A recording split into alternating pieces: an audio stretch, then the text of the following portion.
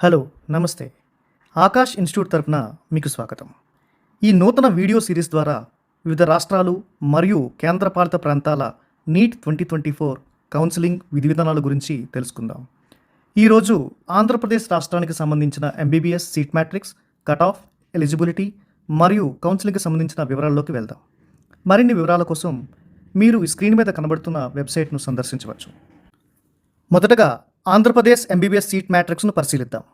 మీరు స్క్రీన్ మీద చూసిన విధంగా ఆంధ్రప్రదేశ్లో 37 మెడికల్ కాలేజీలు ఉండగా 6,485 ఎంబీబీఎస్ సీట్లు అందుబాటులో ఉన్నాయి. మ్యాప్ను పరిశీలించడం ద్వారా ఈ మెడికల్ కాలేజీలు ఏ ఏ జిల్లాల్లో ఉన్నాయో మీరు తెలుసుకోవచ్చు. అదేవిధంగా ఇప్పుడు మీరు గవర్నమెంట్ ఎంబీబీఎస్ కాలేజీ లిస్టును స్క్రీన్ మీద చూస్తున్నారు. ఎయిమ్స్ విజయవాడ సీట్లు కేవలం ఆల్ ఇండియా కోటా ద్వారా మాత్రమే నింపబడతాయి. మిగిలిన కాలేజీల్లో 85% సీట్లు స్టేట్ కోటా ద్వారా నింపబడతాయి. ఇప్పుడు డీమ్డ్ మరియు ప్రైవేట్ ఎంబీబీఎస్ కాలేజీ వివరాలు చూస్తున్నారు. ఇక స్క్రీన్ మీద కనబడుతున్న బీడీఎస్ సీట్ మ్యాట్రిక్స్ను పరిశీలిస్తే 17 బీడీఎస్ కాలేజీలు ఉండగా 1540 సీట్లు అందుబాటులో ఉన్నాయి. బీడీఎస్ కాలేజీ సీట్లు, లొకేషన్, సంబంధిత వివరాలు మీరు స్క్రీన్ మీద కనబడుతున్న మ్యాప్ సహాయంతో పరిశీలించవచ్చు. ఇప్పుడు మీరు స్క్రీన్ మీద చూస్తున్న వివరాలు 2023 గవర్నమెంట్ ఎంబీబీఎస్ కాలేజీకి సంబంధించిన general, EWS, SC, ST, OBC వంటి వివిధ విభాగాలకు సంబంధించిన కట్ ఆఫ్లు. అదేవిధంగా private MBBS college cut off వివరాలు మీరు ఇప్పుడు స్క్రీన్ మీద చూస్తున్నారు. డీమ్డ్ కాలేజీ వివరాలు ఈ విధంగా ఉన్నాయి. ఇప్పుడు ఆంధ్రప్రదేశ్లో అమల్లో ఉన్న వివిధ ఎంబీబీఎస్ కోటా కేటగిరీలను పరిశీలిద్దాం. మొదటిది state quota.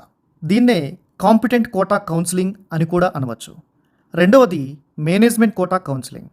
State quota counselling ద్వారా గవర్నమెంట్ మెడికల్ కాలేజ్లోని 85% ఎంబీబీఎస్ సీట్లు నింపబడతాయి.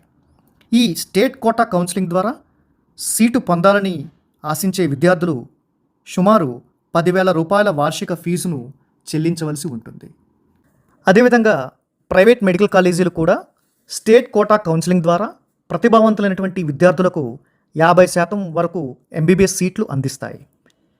ఈ స్టేట్ కోటా కౌన్సిలింగ్ ద్వారా ప్రైవేట్ మెడికల్ కాలేజీలో సీటు పొందగోరే ప్రతిభావంతులైనటువంటి విద్యార్థులు సుమారు 15,000 రూపాయల వార్షిక రుసుమును ఫీజుగా చెల్లించవలసి ఉంటుంది. ఇక మేనేజ్మెంట్ కోటా విషయానికి వస్తే, మేనేజ్మెంట్ కోటా అనేది కేవలం ప్రైవేటు కాలేజీలకు మాత్రమే పరిమితమై ఉంటుంది. ఈ మేనేజ్మెంట్ కోటా విభాగంలో 35% సీట్లు భారత పౌరసత్వం ఉన్న విద్యార్థులకు, 15% సీట్లు ఎన్ఆర్ఐ విద్యార్థులకు అందిస్తారు. భారత పౌరసత్వం ఉన్న విద్యార్థులకు అందించే 35% సీట్లలో 85% వరకు ఆంధ్రప్రదేశ్ స్థానిక విద్యార్థులకు, మిగిలిన 15% సీట్లు స్థానికేతర విద్యార్థులకు రిజర్వ్ చేయబడ్డాయి. భారత పౌరసత్వం ఉన్న విద్యార్థుల విభాగంలో సీటు కోరుకునే విద్యార్థులు సుమారు 12 లక్షల వార్షిక ఫీజును చెల్లించవలసి ఉంటుంది. కౌన్సిలింగ్ ప్రక్రియలో ఉన్న వివిధ దశల గురించి తెలుసుకుందాం. ఈ కౌన్సిలింగ్ అనేది ఆన్లైన్ రిజిస్ట్రేషన్తో ప్రారంభం అవుతుంది. రిజిస్ట్రేషన్కి సంబంధించిన వెబ్సైట్ లింక్ స్క్రీన్ మీద మీ సౌలభ్యం కోసం ఇవ్వబడింది. ఆన్లైన్ రిజిస్ట్రేషన్ చేసుకున్న వారు జాబితా విడుదలైనంత వరకు ఓపికతో వేచి ఉండవలసి ఉంటుంది.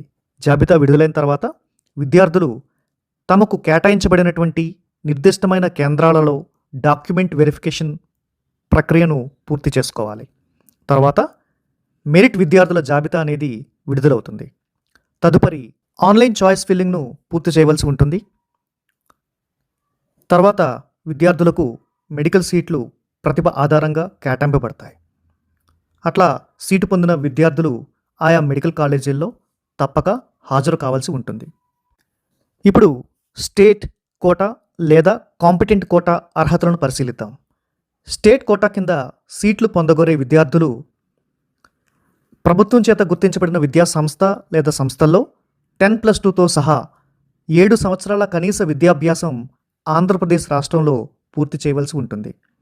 మరి ముఖ్యంగా రాష్ట్రపతి ఉత్తర్వుల ద్వారా విడుదల కాబడిన GOP number 646 education W1 department dated 10/7/1979లో ప్రస్తావించబడిన లోకల్, నాన్ లోకల్ నియమాలకు లోబడి ఉండాలి.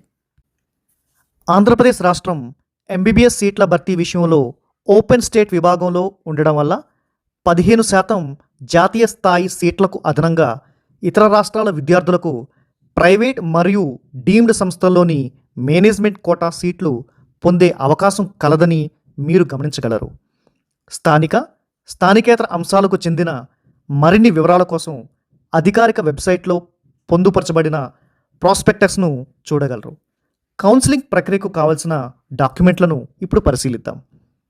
Mark sheets, NEET UG admit card, domicile certificate, caste certificate, PWD certificate, passport size ఫోటోగ్రాఫ్లు, ప్రభుత్వం చేత నిర్దేశింపబడిన గుర్తింపు కార్డులు మరియు మైనారిటీ విభాగానికి చెందిన వారైతే మైనారిటీ సర్టిఫికేట్ కలిగి ఉండవలసి ఉంటుంది. చివరిగా స్కాలర్షిప్కు సంబంధించిన వివరాలు తెలుసుకుందాం.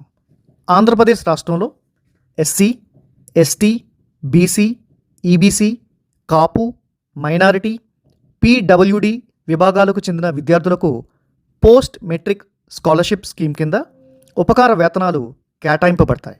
ఈ పథకం కింద స్కాలర్షిప్ పొందాలంటే వార్షిక కుటుంబ ఆదాయం 2.5 లక్షలు లేదా అంతకన్నా తక్కువగా ఉండాలి, లేదా 10 ఎకరాల మాగాణి లేదా 25 ఎకరాల మెట్ట భూములు లేదా రెండూ కలిపి 25 ఎకరాల లోపు భూములు మాత్రమే ఉన్న కుటుంబాలు ఈ స్కీమ్కు అర్హులు. మరిన్ని వివరాల కోసం స్క్రీన్ మీద కనబడుతున్న వెబ్సైట్ను మీరు చూడవచ్చు. ఇక ఆంధ్రప్రదేశ్ రాష్ట్రంలో ఎంబీబీఎస్ చదివే విద్యార్థులకు ఎటువంటి సర్వీస్ బాండ్ లేదు. ఆంధ్రప్రదేశ్ ఎంబీబీఎస్ కౌన్సిలింగ్ ప్రక్రియ మీకు అర్థమైందని ఆశిస్తున్నాం. ఇంతటితో ఈ వీడియో సిరీస్ ముగుస్తుంది. నమస్తే.